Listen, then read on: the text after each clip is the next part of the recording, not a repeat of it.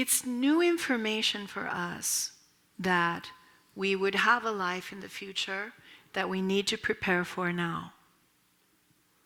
It's new information for us that we had a life in the past, which was the ground and the basis for the life that we have now. How fortunate your life is now is due to the merit and the virtue that you created before. There are no accidents here. You don't gain fortune in this life just because you were born to rich parents. You see? We think now our fortune comes from where we were born. We were born in a good country, we were born with good parents, we were born with good genetic stock. We think that we get these fortunes within this life. But what the Buddha is saying is that that's not true. Those fortunes come from a previous life. And now they occur and ripen in such a way that you're born into a fortunate family. That you're born with qualities. That you don't have deficiencies. That the story, you learn quickly. Think about that. People who learn really easily, quickly. Why? The Buddha is explaining these results that now are just the situation of our life, our story in this life, is not just about this life. This has momentum from previous lives that is now unfolding in this life. But the same way, what you create in this life is a momentum that will carry on into your next life. So this, once we understand that we're working with a spread of lives, then we can kind of come up to speed with this. We can think, okay, all right, it's good for me to do virtue.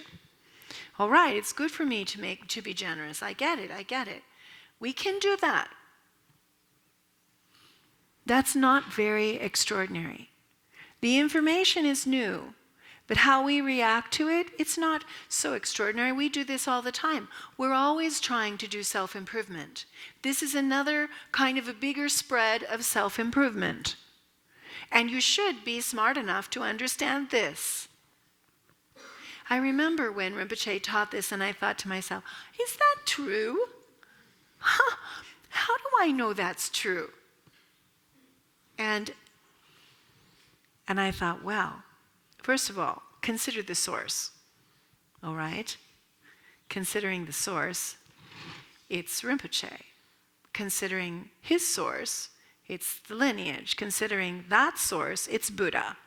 Considering the source, I should probably consider it, the possibility. But even then, I figured, the way I think, 50-50. 50% it could be true, 50% it might not be true. But if it is true, and I don't consider it, I'm in big trouble.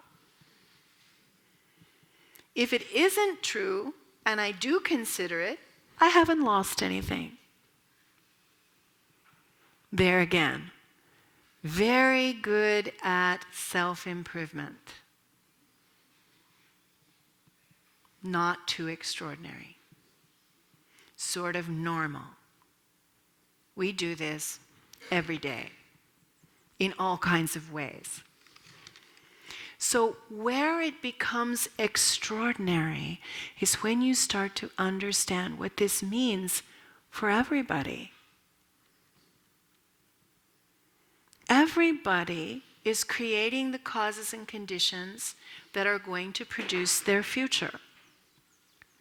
Everybody is experiencing the results of the causes and conditions that they have perpetuated from the past. And now, in this moment, they are enjoying the results of their virtues or non-virtues, which are not pleasant at all. And basically, it's not going very well. Most people are acting and reacting in such a way that is going to produce great hardship for them in the future. Hurting and harming others with your body, your speech, or your mind means in the future you will experience being the victim of hurt and harm. Because every thought, every word, and every action is a seed, is a cause, and that results in the future.